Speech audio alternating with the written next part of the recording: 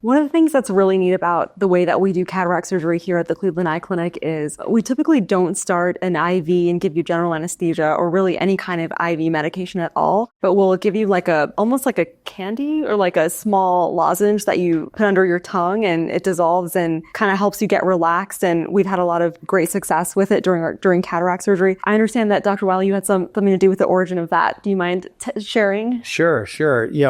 Patient comfort is always key for anything in medicine. And so, talking about anesthesia, we've been kind of on this mission to try to create the best experience for our patients. And one of the pain points, literally pain points in eye care is sort of the IV. A lot of patients are literally holding off and not having cataract surgery because they're afraid of needles or afraid of the IV. And so thankfully, we helped develop this strategy where we have the same medication goes to an IV that goes under the tongue. And sort of the origin story. And there's a number of different players involved, so hopefully I can describe it properly. But it goes back about 15 years ago. A friend of mine, Dr. Paul Walton, was describing his technique where he uses, most of us use Versed, which is sort of like a Valium that gets you relaxed. And some doctors use something called fentanyl, which is an opioid anesthetic, pain reliever, which is good, but there's the side effects of opioids. Some people make it nauseous, and nowadays with the opioid crisis, if you can avoid opioids, it's preferable. Dr. Walton was kind of ahead of his time and found that by using ketamine with Versed, it allowed patients to kind of get to that more comfortable state quicker and easier without the risk of having that opioid. So he was doing ketamine and Versed through an IV, worked great. And so I learned that from him, and it was kind of, this ketamine is sort of like a microdose. I know that's popular now. There's microdosing for ketamine for things like panic disorder, traumatic stress disorder, but he's kind of ahead of his time.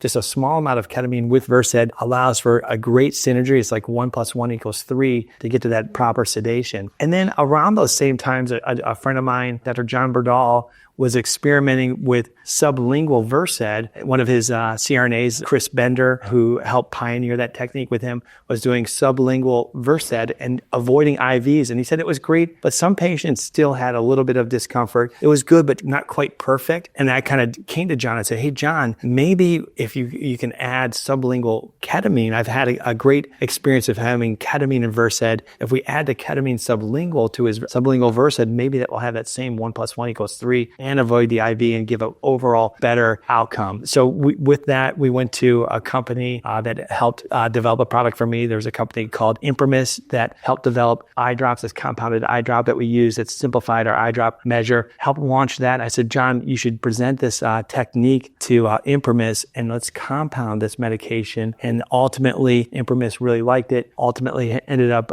getting a U.S. patent on that Dr. Berdahl and myself are both named on, which is cool. And John is sitting on the board of a spin out that's called Melt. So it's basically this medication that melts under the tongue, and they're using cool technology like the Zydis technology. I don't know if you've ever heard of that, but Zydis is that fast dissolving technology that you see in, let's say, Claritin, that you put it under your tongue and literally within seconds it dissolves. The current formulation dissolves, but it takes about 5 or 10 minutes. The newer medication that being developed by Melt is going to dissolve more quickly, allow for a faster onset. Currently, that's undergoing the FDA trials. They just finished enrollment, and within the next few weeks, we're going to see the outcome of that FDA enrollment. So hopefully it's going to get FDA approved and help kind of push this current compounded medication. That's good, but with a new FDA approved formulation, it might even be better. So it's super cool to see sort of the origin, how a few different doctors putting their minds together, helping develop cool technology and pushing the field in a more positive direction. So that's more or less the origin story of Melt, is the way I see it here. That's awesome. Sounds like a Netflix series in the making. Yeah.